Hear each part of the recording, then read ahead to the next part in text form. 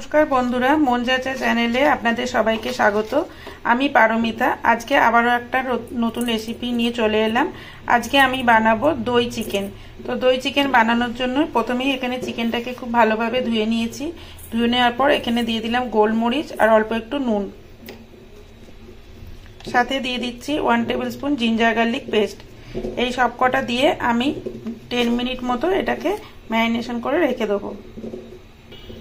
সবকিছু দিয়ে এটাকে ভালোভাবে মাখিয়ে এটা 15 মিনিটের জন্য রেস্ট হতে দেবো। এই সবকটা দিয়ে আমার ভালোভাবে মাখানো হয়ে গেছে। এবার এটা আমি 15 মিনিটের জন্য রেস্ট হতে দেবো। এদিকে আমি কড়াইতে তেল গরম করতে দিয়ে দিয়েছিলাম। তেলটা এখানে গরম হয়ে গেছে। এবার আমি চিকেনগুলো এর মধ্যে ভেজে নেব। এবার বেশ ভালোভাবে চিকেনটা এখানে ভেজে নেব। দুটো পিঠ ভালোভাবে এখানে ভেজে নেব। ভেজে নেওয়া হয়ে গেলে এখানে একসাথে আমি সব কটা চিকেন দিতে পারিনি, অল্প অল্প করে দিয়ে এটা ভেজে নেব।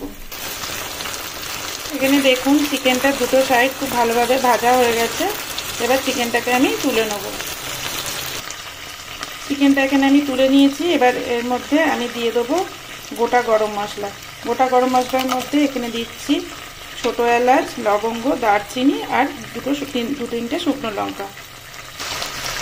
গোটা গরম মশলার সুগন্ধটা যেই বার হবে, আমি এর মধ্যে দুটো মিডিয়াম সাইজের পেঁয়াজ কুচো করে রেখেছিলাম, সেটা এর মধ্যে দিয়ে দিলাম। এবার এটাকে খুব ভালোভাবে ভেজে নিতে হবে। এবার এই পেঁয়াজটা লাল লাল করে ভাজা পর্যন্ত অপেক্ষা করব। এবারে এর মধ্যে আরও 1 টেবিল স্পুন আমি দিয়ে দিচ্ছি জিঞ্জার গার্লিক পেস্ট।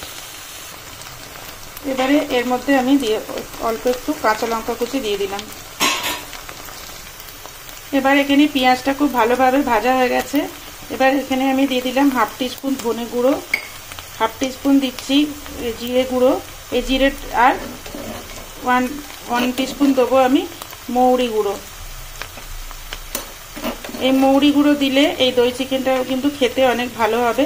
মৌরি চিকেন এই চিকেনটা দই চিকেনটার মধ্যে খুব সুন্দর একটা গন্ধ আসবে এই মৌরিটা দেওয়ার জন্য।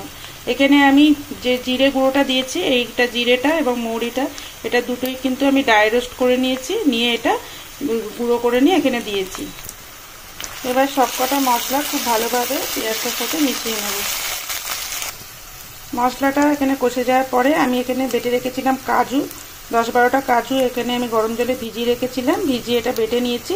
এবার এই কাজু পেস্টটাও এখানে দিয়ে দিলাম। কাজুটা এবার খুব ভালোভাবে এর সাথে মিশিয়ে নেব এবং তেল ছাড়া পর্যন্ত অপেক্ষা করব। এবার দেখুন এই কাজুটাও ভালোভাবে মশলার সাথে কষে গেছে, ওপর থেকে তেল উঠে এসছে। এবারে এই দই চিকেনের প্রধান উপকরণ যে দইটা এর মধ্যে দিয়ে দেবো। আমি এখানে দইটা আগে থেকে খুব ভালোভাবে ফেটিয়ে রেখেছিলাম। এবার এই দইটা আমি এর মধ্যে দিয়ে দিলাম। দইটা এখানে দেওয়ার পরে আবারও দইটা খুব ভালোভাবে মিশিয়ে নেব এবং দইটা পুরো তেল ছাড়া পর্যন্ত অপেক্ষা করব। দেখুন এখানে দইটা পুরোপুরি তেল ছেড়ে দিয়েছে। এবারে আমি এর মধ্যে যে চিকেনটা ভেজে রেখেছিলাম সেই চিকেনগুলো এর মধ্যে দিয়ে দেবো। চিকেনটা দিয়ে সব উপকরণগুলোর সাথে মানে দইয়ের সাথে এবং যে মশলাগুলোর সাথে ভালোভাবে মিশিয়ে নেব।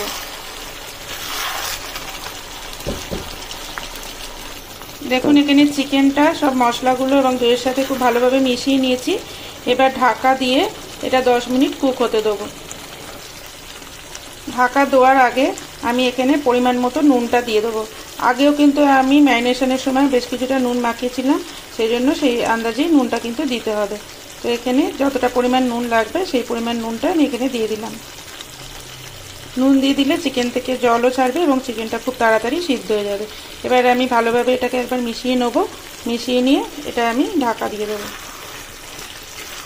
ঢাকা দিয়ে সিদ্ধ হতে দেবো। দেখুন এখানে আমি ঢাকাটা খোলার পরে দেখছি যে পুরো তেলটা ওপরে উঠে এসছে এবং চিকেনটা প্রায় 80% এখানে কুক হয়ে গেছে এবং মশলাগুলোর সাথে খুব ভালোভাবে মিশে গেছে। এবারে এতে আমি অল্প একটু গরম জল দেবো। এমনিতেই নুনটা দিয়ে দেওয়ার ফলে দেখুন অনেকটাই জল এখানে ছেড়েছে। এবারে এর মধ্যে আমি অল্প একটু গরম জল দিয়ে দিচ্ছি। এইটা যে জারটাতে আমি কাজু বেটেছিলাম সেই কাজু বেটার জারটার মধ্যেই আমি গরম জলটা দিয়ে এখানে দিয়ে দিলাম। এবার দেখুন ঝোলটা কিন্তু অনেকটাই শুকিয়ে গেছে। এর বেশি শুকনো করব না, কারণ ঠান্ডা হলে আরও কিছুটা কিন্তু এটা শুকিয়ে যাবে। এবারে এর মধ্যে আমি দিয়ে দিচ্ছি কিছুটা পরিমাণ গরম মশলা, এটা গোলমরিচের গুঁড়ো।